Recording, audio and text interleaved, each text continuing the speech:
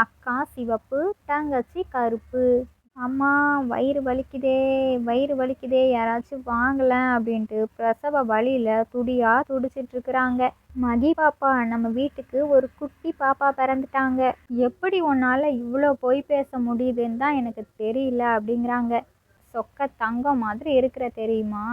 மயில பொத்துனாப்புல அழகாக குழந்தைய தூக்கிட்டு வர மாதிரி அவங்க வீட்டுக்குள்ளே தூக்கிட்டு வந்துட்டா. அட தேவதையே, நீங்கள் தானா?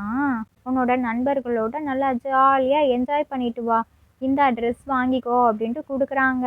ஃபோனை முதல்ல எடுத்து சுவிட்ச் ஆஃப் பண்ணலான்னு போகிறாங்க. எவ்வளோ முயற்சி பண்ணியும் ஃபோன் போகவே இல்லை. இங்கே அழகும் கல்பனாவும் ரொம்ப பதட்டத்தோடு இருக்கிறாங்க. ராஜாவும் மகியும் நல்ல மனசாக மாறின உடனேவே மகியோட நிறமும் ராஜாவோட நிறமும் கருப்பாக மாறிடுச்சு. அழகோட நிறம் அவங்க அம்மா மாதிரி நல்லா நிறமாக வெள்ளையாயிட்டா.